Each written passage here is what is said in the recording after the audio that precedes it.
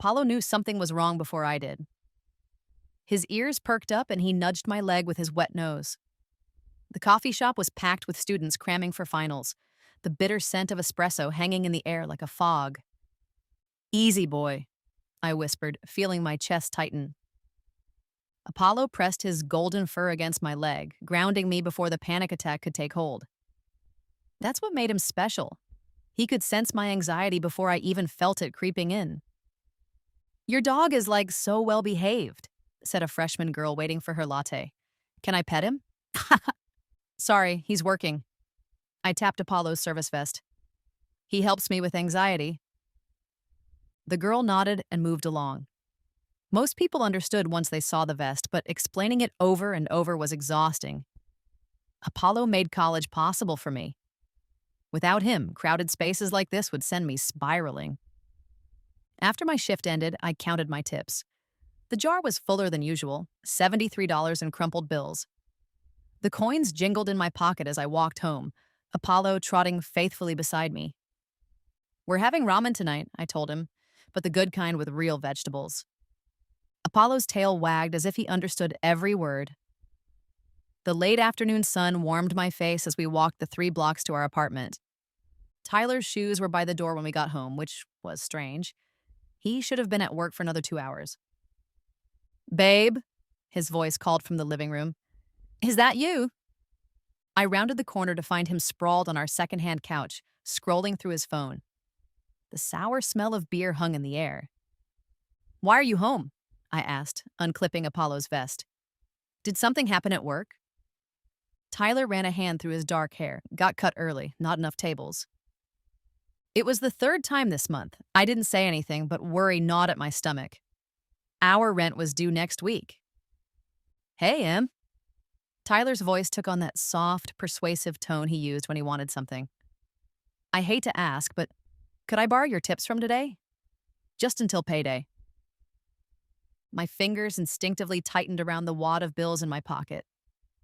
"What happened to your paycheck?" "Had to pay my part of the phone bill." He wouldn't meet my eyes. "I'll pay you back Friday, promise."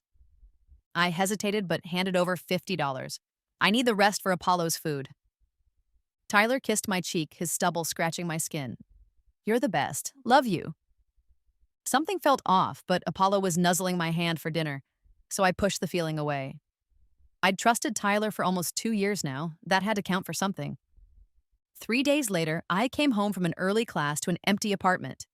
No clicking of Apollo's nails on the laminate floor, no excited greeting, nothing. "Apollo," I called, my heart rate quickening. "Tyler?" Silence answered back, thick and heavy. Apollo's leash hung on its hook by the door. His food bowl sat half empty in the kitchen. My phone buzzed with a text from Tyler. "Be home soon. Got a surprise." Relief washed over me. They must have gone for a walk. But as I set my backpack down, I noticed something new in the corner of our living room. A sleek gaming console I'd never seen before, still wrapped in plastic. Tyler burst through the door 20 minutes later, a wide grin on his face. "Where's Apollo?" The words tumbled out before I could even say hello. Tyler's smile faltered. "That's what I wanted to talk to you about." My stomach dropped. "What happened? Is he hurt?" No, nothing like that." Tyler took my hands. His palms were sweaty. "I found him a new home." The words didn't make sense at first. They floated in the air between us, disconnected from reality. "What are you talking about?" My voice sounded distant, like it belonged to someone else. "Em, be reasonable. We've been struggling for months. That dog costs a fortune to feed and care for." "He's my service dog." The room started to spin. "I need him." Tyler's face hardened. "You're stronger than you think. You don't need a crutch." "Where is he?" I pulled my hands away. "Where's Apollo?" "At the Green Hill Animal Shelter, but Emma, listen." "How much?" I interrupted, pointing at the gaming system. "How much did you get for my dog?" Tyler looked away. 3,000.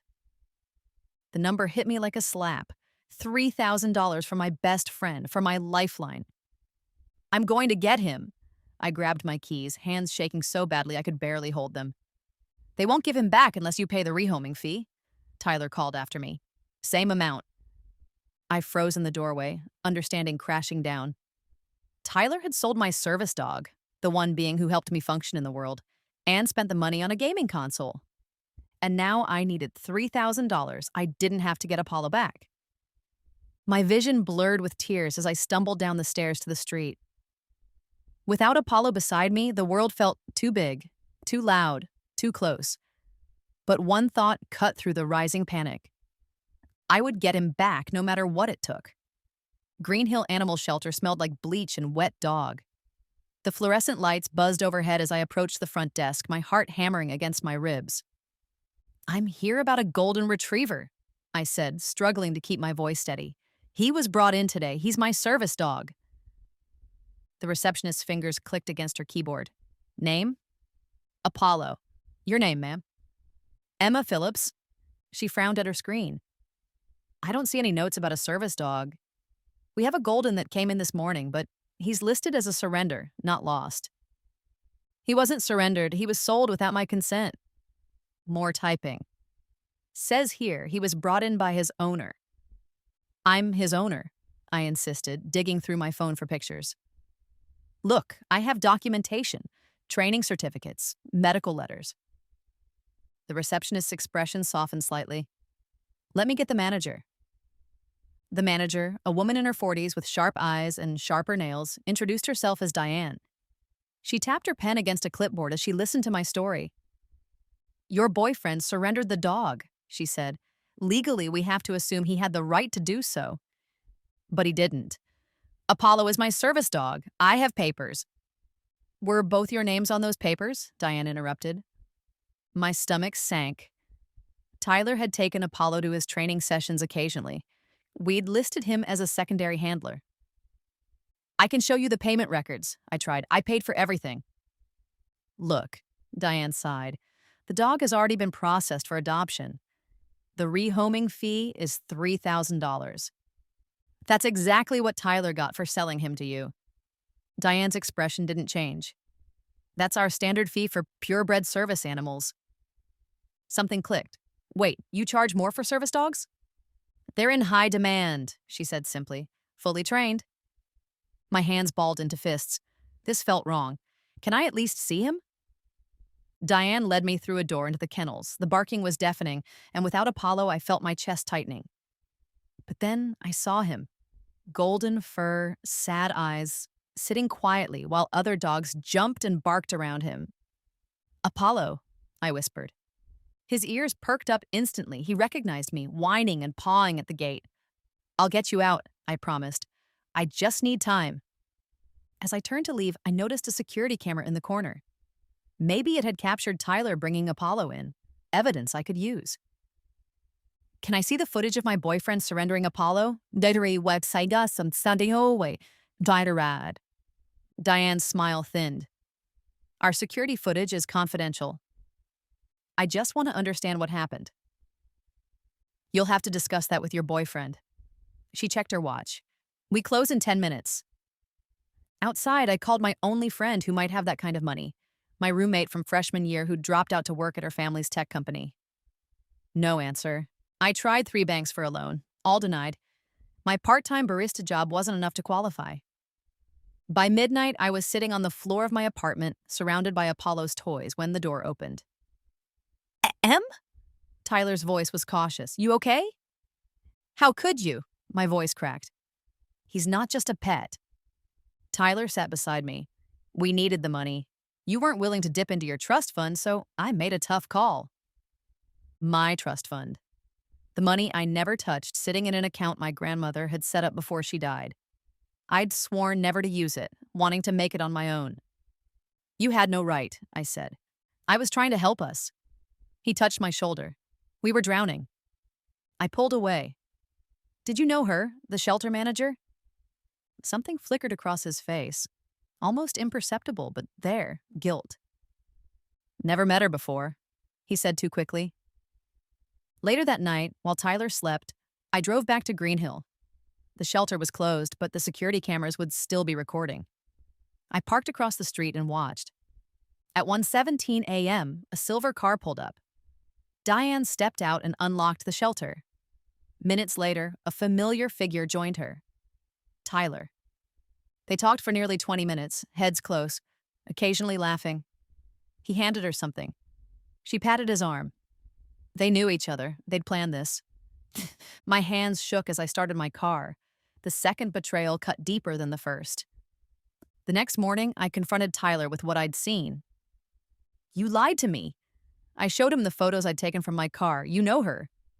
His face darkened. "You followed me? You stole my service dog."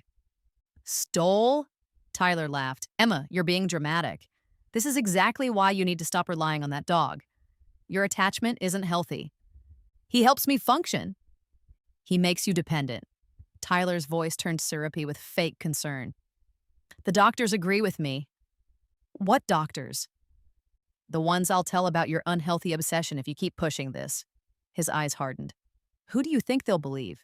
The girlfriend with diagnosed anxiety or the concerned boyfriend?" My blood ran cold. He was threatening to use my mental health against me. "Get out," I whispered. "This is my apartment too. Get out or I'm calling the police." Tyler grabbed his jacket. "You're making a mistake. No one will help you get that dog back, especially if I tell them you're unstable." After he left, I sat in silence for a long time. The walls seemed to close in without Apollo there. I needed help, but who would believe me? My phone pinged with a notification. My monthly trust fund deposit, $10,000 I never touched. Growing each month in an account I pretended didn't exist. Grandmother's money. Blood money, I'd always thought. But maybe it could save Apollo. My hands trembled as I called the number I'd avoided for years. "Ms. Phillips," my grandmother's lawyer answered, sounding surprised. "It's been some time." "I need advice," I said, "and access to my funds." 2 hours later, I sat in Mr. Harrington's wood-paneled office, surrounded by the smell of leather and old books. "You've never touched a penny," he noted, reviewing my account. "Almost $500,000 sitting there." I nodded, uncomfortable. "I wanted to make it on my own." "Admirable," he said, "but perhaps unnecessary. Your grandmother built her empire from nothing. She'd understand struggle." "Can I access it? All of it?" He raised an eyebrow. "May I ask why?" I told him everything, about Apollo, about Tyler, about the shelter. 3,000 seems a small problem for such a large solution," he said when I finished. "It's not just about getting Apollo back," I replied, surprising myself with the clarity of my thoughts. "It's about making sure this never happens to anyone else." Mr. Harrington studied me for a long moment. Green Hill Animal Shelter is part of a regional chain, Eastern Animal Care Associates. They're a publicly traded company, though not a large one. Meaning? Meaning shares can be bought. He adjusted his glasses. "If you're interested in more than just paying a fee." For the first time since Apollo disappeared, I felt a surge of hope. "Can you help me?" Mr. Harrington smiled slightly. "Your grandmother would be pleased to see you taking an interest in investment." That afternoon, I made my first purchase, 5,000 shares of Eastern Animal Care Associates. A drop in the bucket, but a start. When Tyler came home that evening, I was sitting on the couch, calm and composed. "I'm sorry," he said, holding out a small box. "I got you something." Inside was a puppy collar and a photo of a terrier mix. "She's at the shelter," he explained. "I talked to Diane. She'll let us adopt her for free." "That's thoughtful," I lied, my voice steady while inside my heart pounded with rage and determination. He had no idea I'd already begun buying his accomplice's company out from under them both. The puppy was just another manipulation, another betrayal. But this time, I wasn't just a victim. This time, I was fighting back. The next morning, I stood outside Green Hill Animal Shelter, clutching a coffee for Diane. The sugary caramel scent wafted up, making my stomach turn. I hated caramel, but my manager at the coffee shop said it was Diane's favorite. "Just dropping by to check on the puppy," I told her, sliding the coffee across the counter with a smile that hurt my face. Diane seemed surprised by the gesture. "That's thoughtful. Tyler said you were excited about adopting Peanut." "Peanut?" He'd already named the puppy without me. "Of course," I lied. But I was hoping to see Apollo too. I miss him. Something like pity crossed her face. That might not be the best idea. Clean breaks are easier. Please, I said, just 5 minutes. She hesitated, then nodded. 5 minutes, no more. Apollo's whole body wiggled when he saw me. I knelt, burying my face in his fur as he licked my cheeks. He smelled like shelter shampoo instead of the lavender soap I always used, but underneath was his familiar warm scent. I'm working on it, I whispered, slipping him a treat. Just a little longer. Over the next week, I visited daily, bringing coffee for the staff and treats for the dogs. I learned their schedules, their protocols, which cameras worked and which were just for show. Who took smoke breaks when? A volunteer named Jessie took a liking to me. You really care about these animals, she said. I do, I answered honestly. She lowered her voice. Apollo's special to you, isn't he? More than just a dog you're interested in. I hesitated, then nodded. Thought so. She glanced around before continuing. Be careful with Diane. She's got a system with certain valuable dogs. What kind of system? Jessie fidgeted with her volunteer badge. Nothing I can prove, but purebreds with training sometimes get held with high fees, then suddenly disappear to forever homes we never see. Ice formed in my stomach. You think she's selling them? I think you should keep your eyes open. Jessie squeezed my arm, and maybe check the back office computer if you get a chance. Password is Greenhill 2020. That chance came 3 days later when a cat escaped its carrier, sending the entire front staff scrambling. I slipped into Diane's office, heart pounding in my ears. The computer unlocked with the password Jessie had provided. I found a spreadsheet labeled Special Placements and copied it to a flash drive with trembling fingers. That night, I pored over the data. Dozens of dogs, mostly service-trained, all with placement fees far above standard adoption rates. Apollo's name was there too, with a note. Buyer confirmed for $515, transport arranged. They were selling him out of state in 3 days. My phone rang, startling me. Hey, babe. Tyler's voice was casual. You coming home tonight? After finding Apollo, I'd been sleeping at a friend's place, telling Tyler I needed space. But I couldn't let him suspect anything. I'll be there soon, I said. When I arrived, Tyler was cooking dinner, the savory smell of garlic and herbs filling our small kitchen. Your favorite, he said, stirring pasta. Peace offering. I forced a smile. Smells amazing. During dinner, I casually mentioned Apollo. I've been visiting him at the shelter.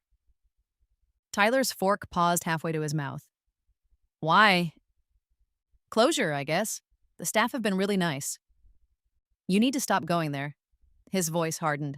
It's not helping you move on. But no buts, Emma. He reached for my hand. I'm worried about you. This fixation isn't healthy. The concern in his voice sounded so genuine that for a moment, I almost believed him. Until my phone buzzed with a text from Mr. Harrington. 27% ownership acquired, proceeding with next phase. I excused myself to the bathroom, locking the door behind me. Call me, I texted back. Minutes later, Mr. Harrington explained that we'd hit a roadblock. A major shareholder was hesitating to sell. We need to move faster, I said quietly, sitting on the edge of the bathtub. They're selling Apollo on the 15th. That's troubling, Mr. Harrington replied. But there's something else. I've been reviewing their financials. The numbers don't add up. There's money coming in that isn't accounted for in legitimate adoptions. Could it be donations? No, this looks more like a parallel business, one they're not reporting to the IRS. Tyler knocked on the bathroom door. You okay in there? Fine, I called. Just a work call. At this hour? His voice was suspicious. To Mr. Harrington, I whispered, what do we do? Your grandmother had an art collection, he said. It's been in storage. If we liquidate it, do it, I said without hesitation. Whatever it takes. When I emerged, Tyler was waiting, arms crossed. Work call on a Saturday night? He asked. Coffee shop emergency, I lied. Someone called out for tomorrow's opening shift. He studied my face. You're lying. Before I could respond, his phone rang. He glanced at it, then stepped into the bedroom to answer. I edged closer to the door, straining to hear. She's getting suspicious, Tyler was saying. He knows something's up with Apollo. A pause. No, I don't think she knows about the others. Yes, I'm sure. Look, just move up the timeline. Get him out tomorrow instead. My blood turned to ice. They were moving Apollo a day early. I had to warn Mr. Harrington. As I backed away from the door, my elbow knocked a glass off the counter. It shattered on the tile floor, shards scattering like ice across the kitchen. Tyler appeared instantly. What happened? Accident, I said, kneeling to clean up the mess. His eyes narrowed. Were you listening to my call? No, why would I? He grabbed my wrist, pulling me up. His fingers dug into my skin. What did you hear? Nothing. I pulled away. Well, what's wrong with you? Tyler's face changed, softening immediately. I'm sorry. I've been stressed about work. But I'd seen it. The flash of panic in his eyes. He was afraid I'd discovered their scheme. The next morning, I went to the shelter earlier than usual. Jessie met me at the side door. They moved Apollo to the back building, she whispered. Diane said he's being treated for heartworm, but it's a lie. His medical chart is clean. Can you show me? She led me through a service corridor to a separate building behind the main shelter. The concrete walls amplified the sound of barking dogs. In a kennel at the end, Apollo sat alone, a quarantine sign on his door. They're moving him today, Jessie said, along with 3 other dogs. We have to stop them. I pulled out my phone. Who are you calling? My lawyer. Before I could dial, the door swung open. Diane stood there, Tyler behind her. Well, she said coldly, this is disappointing. Jessie was just showing me, I began. Save it. Diane cut me off. Tyler told me everything. How you've been snooping, stealing files. I looked at Tyler, betrayal burning in my chest. He shrugged. You should have let it go, Em. You can't just traffic dogs, I said. Traffic, Diane laughed. We're a legitimate business. We rescue animals and find them loving homes. For thousands above market rate, to buyers who never come in person. Her smile disappeared. Jessie, you're fired. Emma, you're banned from this shelter. If I see you on the property again, I'll have you arrested for trespassing. You can't do that, I protested. Tyler stepped forward. She can, and there's more. He handed Diane a folder. She opened it, revealing printed screenshots of text between Jessie and me, photos of me at the computer in her office. Breaking and entering, Diane said. Computer fraud. That's not... And this, Tyler continued, pulling something from his pocket. A small plastic bag with white powder. Found in her purse. My jaw dropped. That is not mine! It was in your bag, he insisted. I was worried about your behavior, so I checked. Your obsession with Apollo, the mood swings, the secrecy? Diane nodded sympathetically. Tyler's been concerned for weeks. He says your anxiety has been spiraling since you stopped taking your medication. They were setting me up, making me look unstable, addicted, criminal. I'm calling the police, I said, reaching for my phone. Tyler grabbed it first. I already did. They're on their way. To arrest you, Diane added, unless you leave now and never come back. I looked at Apollo, who was watching me through the kennel bars, his eyes trusting. I'll be back for him, I promised. No, you won't, Tyler said. One more appearance here and we press charges. Your word against ours. The unstable ex-girlfriend versus the shelter manager and concerned boyfriend. I had no choice but to leave. But as I walked away, my phone buzzed with a text from Mr. Harrington. Acquisition complete, 51% ownership secured. Board meeting called for tomorrow. Where would you like it held? Through tears, I typed back. At the shelter, conference room, 9 a.m. Tyler and Diane had betrayed me for the last time. Tomorrow, they would learn what it meant to underestimate Emma Phillips and her grandmother's fortune. The night before the board meeting, I couldn't sleep. Rain tapped against my window like nervous fingers as I paced my friend's guest room, going over the plan again and again. Mr. Harrington had stayed up late sending me files I needed to review. Financial reports, organizational charts, acquisition documents. The musty smell of old paper filled the room as I spread them across the bed. You're sure about this? My friend Zoe asked, leaning against the doorframe. She held two steaming mugs, the spicy scent of chai cutting through the paper smell. I took one gratefully. I've never been more sure of anything. The Emma I knew freshman year would never have imagined this, she said, sitting on the edge of the bed. Corporate takeovers weren't exactly your thing. She wasn't wrong. Most people saw me as a coffee shop barista working her way through college. Simple, unassuming. What they didn't know was that I'd been running from my past for years. There's something I never told you, I said, fingers tightening around the warm mug. About my family, about who I really am.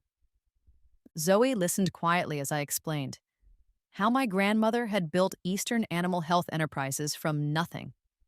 How she died when I was 18, leaving me her fortune. How I'd rejected it all, wanting nothing to do with the money or the responsibility. Wait, Zoe interrupted. Your grandmother was Catherine Phillips? The Catherine Phillips? The pet care mogul? I nodded. But you live in a crappy apartment. You work at a coffee shop. You worry about having enough for ramen. I wanted to make it on my own. The chai burned my throat as I swallowed. I thought her money was tainted somehow, that she must have done terrible things to get so rich. And now, I gestured to the papers. Now I know she spent her life fighting against exactly what Diane and Tyler are doing. She founded shelters to save animals, not exploit them. My phone pinged with a message from Mr. Harrington. All set for tomorrow. Last round of shares secured. You now own 51.7% of Eastern Animal Care Associates. I can't believe Tyler had no idea who you really were, Zoe mused. A bitter laugh escaped me. That's the thing about people who underestimate you. They never bother to look deeper.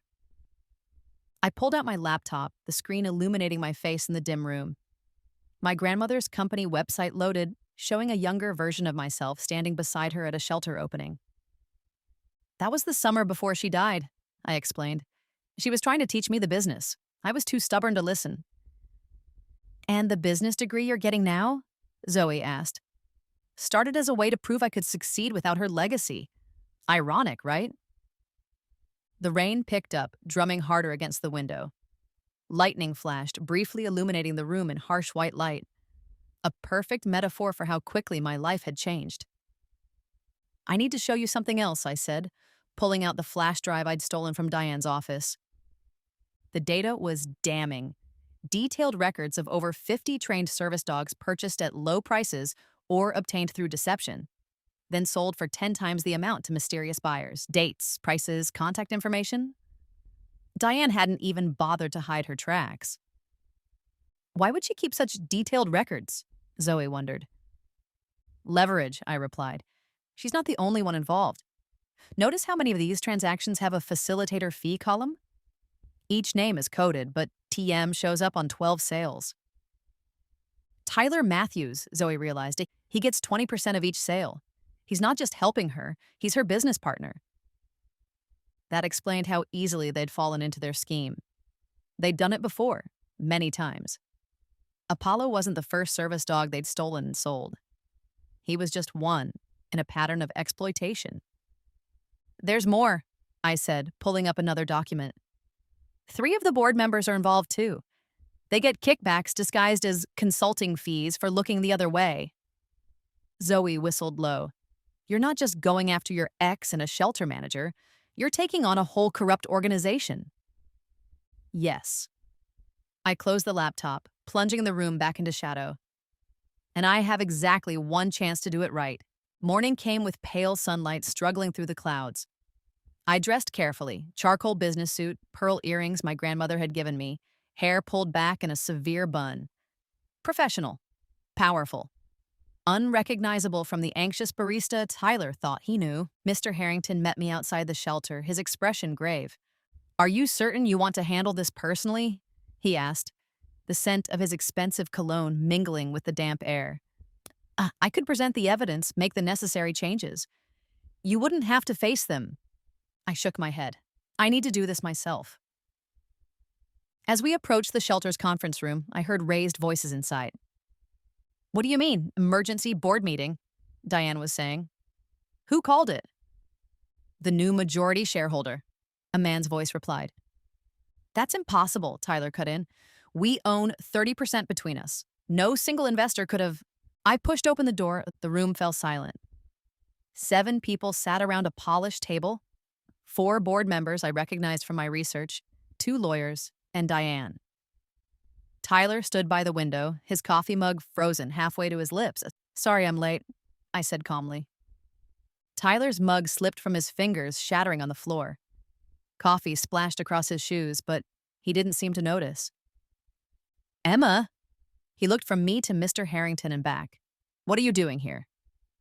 Ms. Phillips has called this meeting, Mr. Harrington announced, placing his briefcase on the table, as the new majority shareholder of Eastern Animal Care Associates. Diane laughed nervously. There must be some mistake. Emma is Catherine Phillips' granddaughter and heir, I finished for her. And as of yesterday, the owner of 51.7% of this company. The silence that followed was thick enough to cut with a knife. I could almost taste the shock in the air. That's not possible, Tyler finally said. You work at a coffee shop. You can barely make rent. By choice, I replied. Not necessity. I nodded to Mr. Harrington, who began distributing folders to everyone present. Inside, you'll find evidence of systematic animal trafficking occurring within this shelter network, I explained, my voice steadier than I'd expected. Specifically, the acquisition and resale of trained service animals at inflated prices. One of the board members, an older woman with steel gray hair, opened her folder and gasped. These allegations are serious, she said, looking up at me. And substantiated, I replied, by financial records, correspondence, and witness statements from shelter employees. Tyler stepped forward. This is ridiculous. She's making this up because I rehomed her dog. You sold my service dog, I corrected, to a shelter your business partner manages, intending to resell him for profit, as you've done with dozens of others. I pulled out my phone and pressed play on a recording. Tyler's voice, crystal clear, discussing Apollo's transport and their plans to move him early.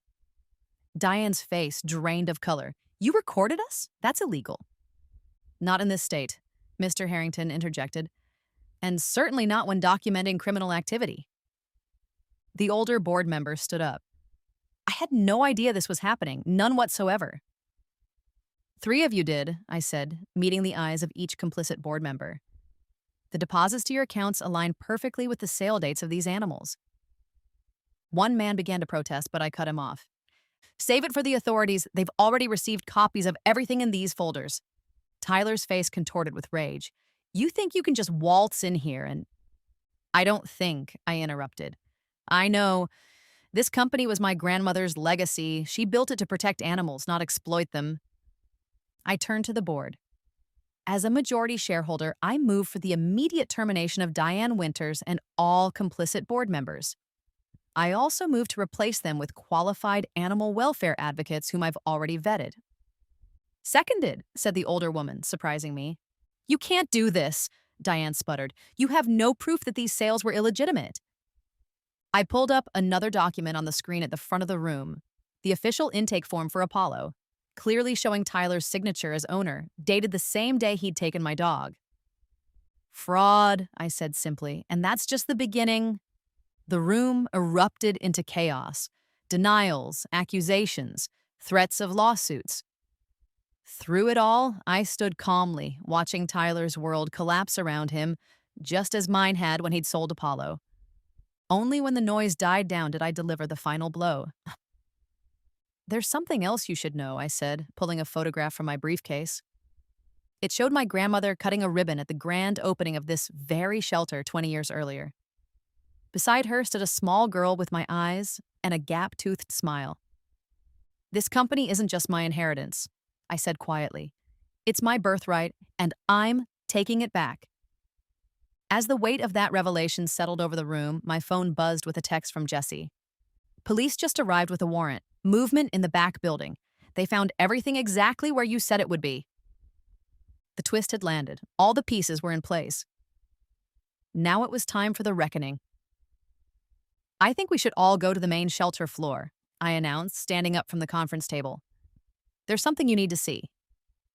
The confusion on their faces was almost satisfying as I led the stunned board members out of the conference room and down the hallway. The antiseptic smell of cleaning products grew stronger as we approached the main adoption area. "What is this about?" one of the board members hissed.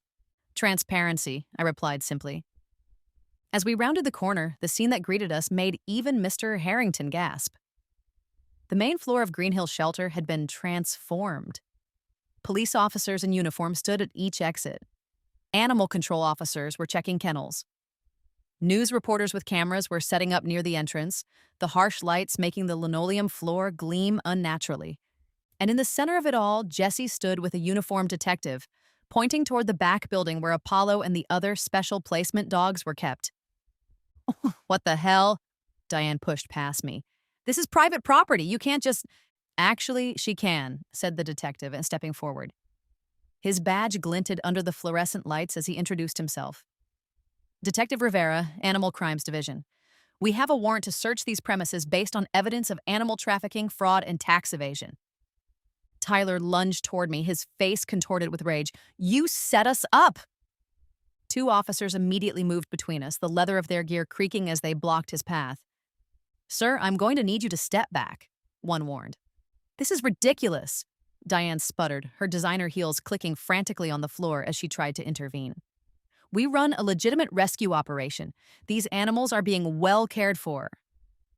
"Then you won't mind explaining why your adoption fees for certain animals are 10 times industry standard?" Detective Rivera asked, holding up a printout of the spreadsheet I'd copied. "Or why those same animals are being transported across state lines without proper documentation?"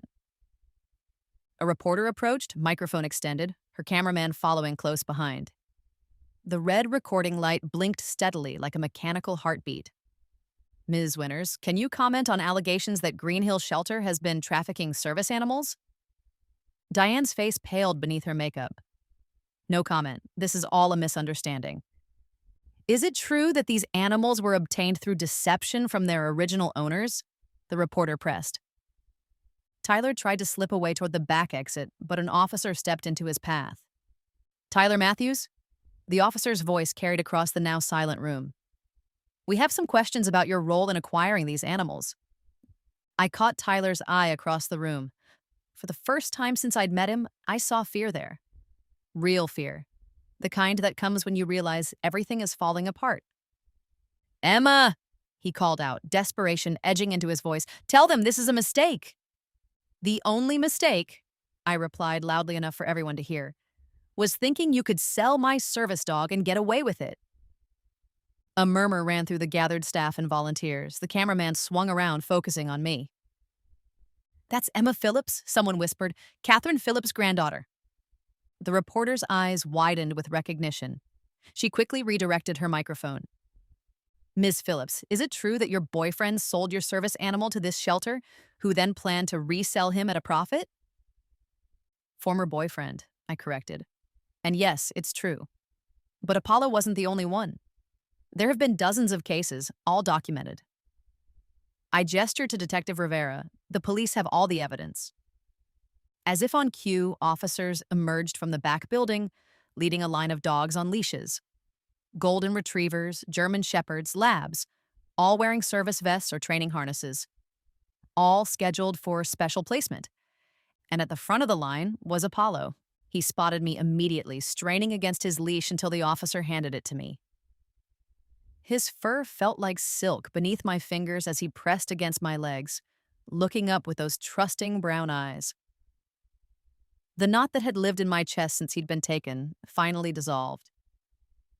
"Hi, buddy," I whispered, the smell of his fur bringing tears to my eyes. "I missed you." "This is absurd," Diane protested, but her voice wavered as Detective Rivera handed her a document. "This is a court order freezing all shelter assets pending investigation," he explained, "and this," he produced another paper, "is a warrant for your arrest on charges of fraud, trafficking, and conspiracy." As an officer began reading Diane her rights, the metallic click of handcuffs punctuated each word. The scent of her expensive perfume couldn't mask the sour smell of fear as they led her toward the door. Tyler made one last desperate attempt. "The board won't stand for this. We have protocols." The board has been reconstituted, Mr. Harrington announced, his authoritative voice cutting through the chaos. Ms. Phillips is now the controlling shareholder of Eastern Animal Care Associates. All decisions now go through her. One of the non-complicit board members stepped forward. I move that we cooperate fully with this investigation and immediately terminate all employees involved in this disgraceful scheme. Seconded, said another. That's when Tyler changed tactics, his expression suddenly softening. Emma, please. This isn't you. You're not a corporate shark. You're a barista with anxiety so bad you can't even order pizza over the phone. A few months ago, those words would have cut deep. But with Apollo pressed against my leg and my grandmother's legacy finally embraced, they had no power. You never knew me, Tyler, I said quietly. You saw what you wanted to see. Someone you could manipulate. Someone weaker than you. He scoffed. Yeah, so what now? You send your ex-boyfriend to jail because he rehomed a dog? No, I replied. Justice will send a criminal to jail because he stole and trafficked service animals for profit. The second set of handcuffs made the same satisfying click as they closed around Tyler's wrists. As the officers began leading him away, his face contorted with rage. This isn't over! Actually, I said, it is. I turned to the gathered staff and volunteers, many of whom looked shell-shocked by the morning's events. The cameras were still rolling, capturing every moment. Green Hill Animal Shelter will be closed for the next week, I announced. All animals will be evaluated by independent veterinarians. All adoption paperwork will be reviewed. When we reopen, it will be with full transparency and new leadership committed to animal welfare, not profit. A young volunteer raised her hand. What about the people who were deceived, who lost their animals? We'll find them, I promised, every single one, and reunite them with their companions at no cost. Jessie approached, a tablet in hand. I compiled a list of every animal that went through the special placement program in the last 2 years. Names, dates, contact information for the original owners when we have it. Perfect, I said, taking the tablet. This is where we start rebuilding. I turned to address the reporters directly, Apollo sitting proudly at my side. The cameras flashed, momentarily blinding me, but I didn't falter. My grandmother founded Eastern Animal Care Associates with a simple mission: to protect animals and serve the communities that love them. Somewhere along the way, that mission was corrupted by greed. Today, we reclaim it. As the reporters shouted questions, Detective Rivera approached. Ms. Phillips, we'll need official statements from you and any witnesses you can provide. Of course, I agreed, but whatever you need. From across the room, I caught sight of Tyler being escorted toward a police car outside. Our eyes met through the glass doors. In that moment, I saw the truth dawn on him. How completely he had underestimated me, how thoroughly I had outplayed him. And as the doors closed behind him, cutting off that final desperate look, I felt nothing but relief. Apollo pressed his nose into my palm as if to say we were finally safe. The cameras continued to flash, capturing the exact moment my quiet revenge transformed into public justice. 3 days after the arrests, I sat in what was now my office at Green Hill Shelter. Apollo stretched out beneath my desk. The room still smelled faintly of Diane's perfume, but I'd opened the windows to let in fresh spring air. The gentle breeze carried the scent of newly cut grass from the exercise yard where volunteers were walking the remaining shelter dogs. Ms. Phillips, my new assistant, poked her head in. Tyler Matthews' attorney is here, again. I sighed, running my fingers through Apollo's fur for strength. Send him in. A sleek man in an expensive suit entered, the leather of his briefcase creaking as he set it on my desk.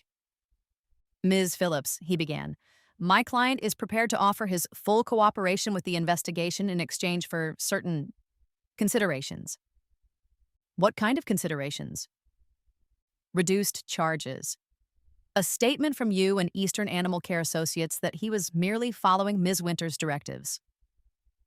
I leaned back in my chair. That's not what the evidence shows. Evidence can be interpreted many ways. His cufflinks glinted as he slid a folder across my desk. My client has expressed sincere remorse. I didn't touch the folder. Remorse doesn't undo the harm he caused. The lawyer cleared his throat.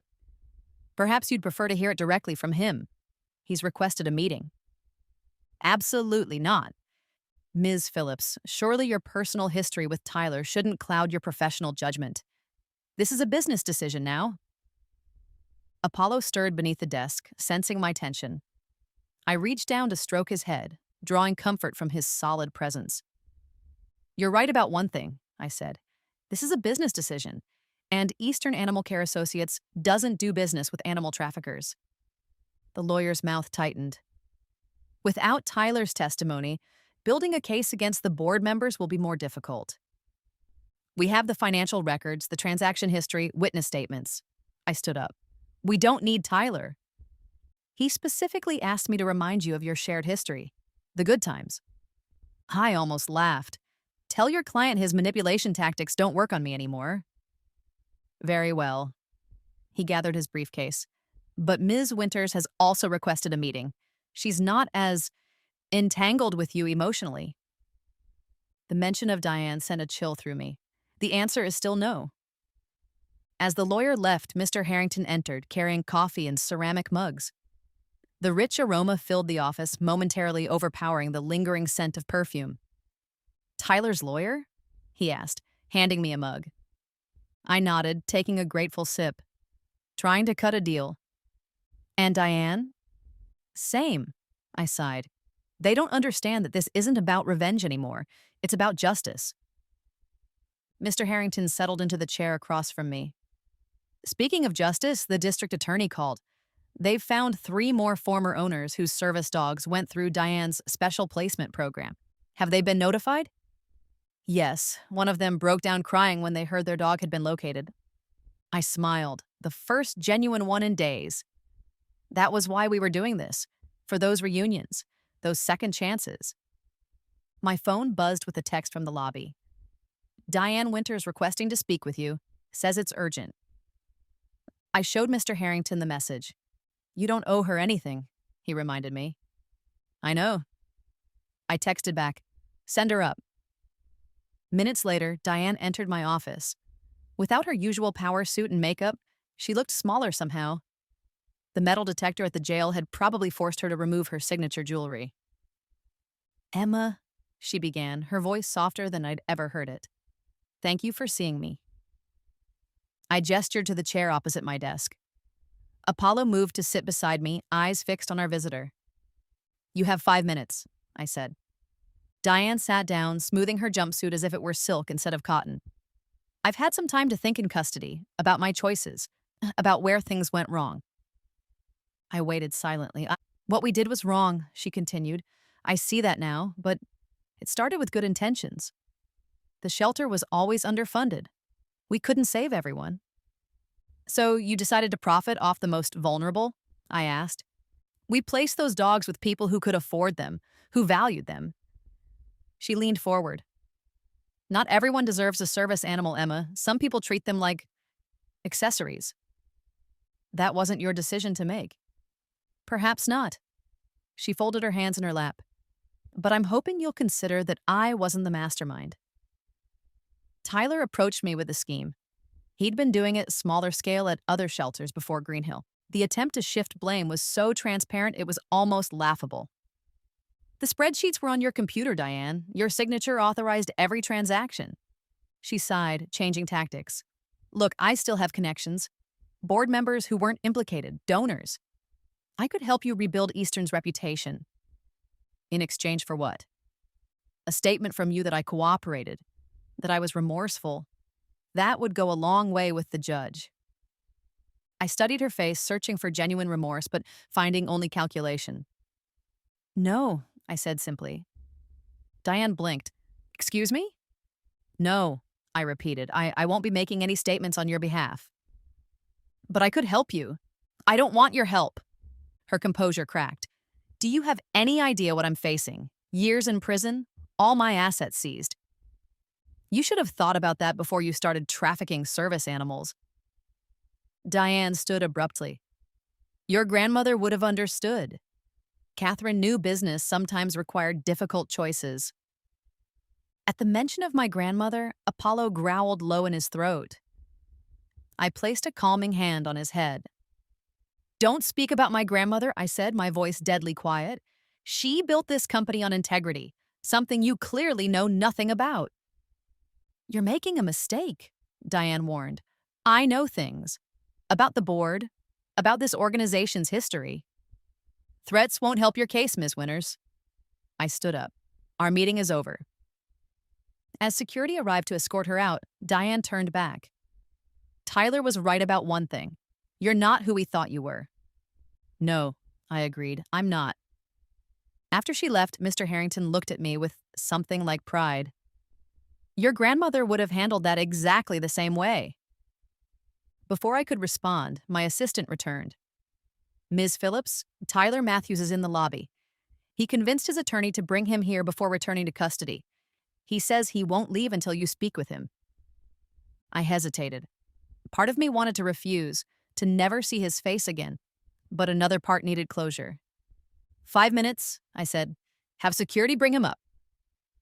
When Tyler entered, the smirk I'd once found charming now seemed pathetic. Apollo stiffened beside me, but stayed calm. Emma, Tyler said, his voice dripping with false warmth. You look good behind that desk. I didn't offer him a seat. Say what you came to say. Direct, I like it. He glanced around the office. So this was your plan all along? Get close to me to take down Diane? There was no plan until you sold my service dog. He shrugged. A misunderstanding. We could have worked it out. Is that why you're here? To work it out? Tyler stepped closer. I know you, Emma, better than anyone. The anxiety, the panic attacks, the trust issues. You need me. Actually, I said calmly, I never needed you. I needed Apollo. Come on. He lowered his voice conspiratorially.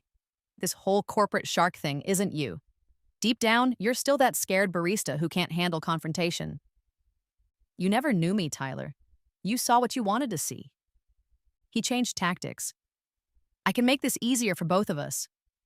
Tell the DA I was manipulated by Diane, that I helped bring down the operation from the inside. No. Think about it, Em. You get your public victory. I avoid serious time. We both win. No, I repeated more firmly. I can get Apollo's papers transferred back to you today, he offered.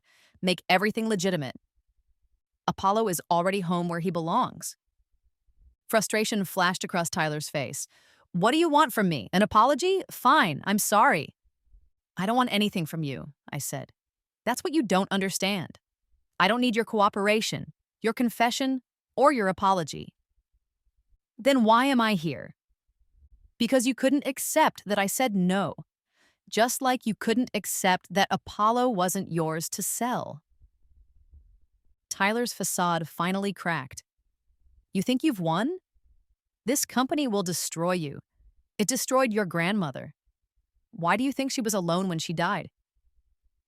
The words were meant to hurt, but they rolled off me now. My grandmother died surrounded by the legacy she built, I replied, and the knowledge that she'd used her power to help those who couldn't help themselves. I pressed the security button under my desk. We're done here. As security arrived to escort him out, Tyler made one last desperate attempt. Emma, please, I'll do anything. Just tell me what you want. I looked him directly in the eyes, Apollo steady beside me. I want justice, and that doesn't include deals for you. You'll regret this, he spat as they led him away. You need me more than you know. When the door closed behind him, I knelt beside Apollo, burying my face in his fur. He licked my cheek once, a gesture of pure love that said everything words couldn't. I didn't need Tyler. I never had. What I needed was right here beside me. Loyalty, trust, and the strength I'd always had within myself. And the knowledge that some betrayals can't be undone with words. Some refusals need to be final. Epilogue. 6 months later, I stood in the sunshine at the edge of the Green Hill Shelter's sprawling lawn. The autumn air carried the crisp scent of fallen leaves and the sweet smell of the cider being served at the adoption event. Apollo sat beside me, his service vest replaced with a simple blue bandana that identified him as an event host. Ms. Phillips? A young volunteer approached, clipboard in hand. We've just hit 50 adoptions for the day. That's a record. I smiled, watching families walking away with their new companions. Thank you, Mia, and please, it's just Emma. After the scandal broke, we'd completely restructured Eastern Animal Care Associates. All 5 shelter locations now operated under transparent guidelines with community oversight boards. Adoption fees were standardized and reasonable. Most importantly, we'd established a service animal program that trained and placed dogs with people who needed them, at no cost. There she is, called a familiar voice. I turned to see Jessie walking toward me, now the director of Green Hills Daily Operations. She'd been the obvious choice, honest, compassionate, and fiercely protective of the animals in her care. The woman of the hour, she said, handing me a cup of cider. The warm spices tickled my nose. Hard to believe it's only been 6 months. Sometimes it feels like years, I admitted. So much had changed. Tyler and Diane had both pleaded guilty rather than face trial. The corrupt board members had been removed. But most importantly, we'd managed to reunite 17 families with their stolen service animals. Did you see the new training center? Jessie asked, gesturing to the renovated building that once housed Diane's special placements. It's perfect, I said. My grandmother would have loved it. The Catherine Phillips Training Center now prepared service dogs for people with anxiety, PTSD, seizure disorders, and diabetes. The waiting list was long, but we were expanding as quickly as we could. How's the coffee shop managing without you? Jessie teased. I laughed. They've survived. I still pick up a shift now and then. It was true. Despite my new role as CEO of Eastern, I kept my barista job 1 morning a week. It grounded me, reminded me where I'd come from. Across the lawn, I spotted Mr. Harrington showing a young couple the adoption paperwork for a 3-legged lab mix. The dog leaned against the woman's leg, already bonded. My phone buzzed with a text from Zoe. Ceremony starts in 10. You ready? Today we were dedicating a memorial garden to the animals who hadn't made it out of the old system, the ones we couldn't save. It had been my grandmother's tradition to honor both successes and failures, to remember that the work was never truly finished. We should head over, I told Jessie, finishing my cider. As we walked across the grounds, shelter volunteers and community members nodded in greeting. There was no false deference in their acknowledgement, just respect, honestly earned. The garden was simple but beautiful. A circular path surrounded a small fountain where water trickled over smooth stones. The gentle splashing sound created a peaceful atmosphere. Benches lined the perimeter, each dedicated to a different animal. I took my place at the small podium, Apollo settling at my feet. The crowd gathered, staff, volunteers, community members, and families with their adopted companions. 6 months ago, I began, this shelter was a place of secrets and betrayal. Today it's a place of second chances. As I spoke about transformation and healing, I noticed a familiar figure at the back of the crowd, the first owner we'd reunited with their service dog. She'd been separated from her seizure-alert companion for over a year. Now they were inseparable again. Our work isn't finished, I continued, but today we remember how far we've come. After the ceremony, I slipped away from the crowd, finding a quiet bench at the edge of the property. Apollo rested his head on my lap, his warm weight comforting and familiar. I ran my fingers through his soft fur, listening to the distant happy sounds of the adoption event. A monarch butterfly landed on the bench beside me, its orange wings catching the afternoon light. It reminded me of my grandmother, who had loved butterflies for their transformation, how they emerged stronger and more beautiful after struggle. I'd transformed too. The anxiety that had once ruled my life hadn't disappeared, but it no longer defined me. I'd learned to embrace both my vulnerability and my strength. Apollo looked up at me with complete trust in his brown eyes. The dog Tyler had seen as nothing more than a commodity had helped me reclaim my voice, my purpose, and my legacy. We did it, buddy, I whispered. In the distance, a child laughed with delight as a shelter puppy covered her face with kisses. Another family walked to their car, a senior cat carrier carefully held by beaming new owners. A veteran with a service dog from our program demonstrated commands to an interested observer. This was my grandmother's vision. Not just rescuing animals, but connecting them with the humans who needed them, creating families, healing hearts on both ends of the leash. The late afternoon sun warmed my face as I closed my eyes, finally at peace with who I was and what I'd built from the wreckage of betrayal. Apollo sighed contentedly beside me, his steady presence a reminder that sometimes losing something precious leads you exactly where you need to be, and that the truest revenge isn't about destroying your enemies, it's about creating something beautiful they can never take away.